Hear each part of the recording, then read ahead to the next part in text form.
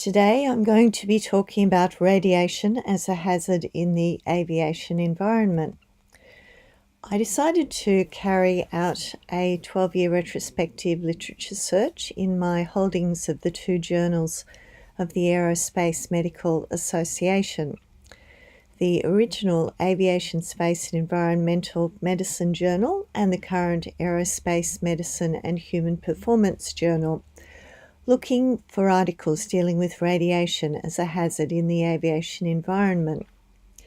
There was only a small number of articles available, and there were also some articles dealing with radiation as a hazard of spaceflight, but those were discarded, leaving only 3 articles and 1 related letter to the editor.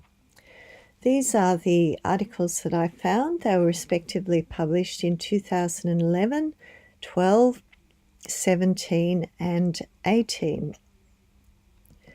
The first article, by Anderson and collaborators, looks at an assessment of occupational cosmic radiation exposure of flight attendants using questionnaire data. And up front, Anderson puts the supposition that female flight attendants may have a higher risk of breast and other cancers than the general population because of routine exposure to cosmic radiation. Anderson bases this hypothesis on research by others, but he does go on to show in the article that a questionnaire is an effective way of gathering data and calculating daily absorbed and effective doses. The letter to the editor that I mentioned earlier from Professor Bagshaw of England sets out systematically to refute Anderson's article.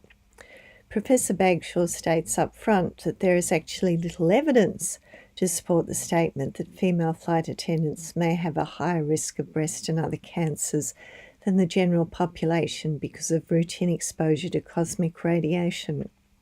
He points out that the annual aircrew dose of cosmic radiation is relatively low, and at maximum only being 2 or 3 times the annual background level at ground. And he also states that there have been a number of epidemiological studies which have looked at cancer mortality and incidence in commercial flight crew, but the results have lacked consistency. He then goes on to discuss some very large cohort studies which were carried out in England, and gives us the numbers and says that the authors concluded that occupational risk factors were of limited influence on the findings. However, the studies did show consistently that there was an excess of malignant melanoma and possibly other forms of skin cancer. One of the authors concluded that the excess melanoma incidence may be attributable to ultraviolet radiation, but that leisure time sun exposure could have played a role in this. And another author concluded that the risk of melanoma increased with the estimated dose of ionizing radiation, and that the excess may well be attributable to solar ultraviolet radiation. So just keep those 2 thoughts in mind, that ultraviolet radiation might be the culprit and that malignant melanoma is the only cancer in excess.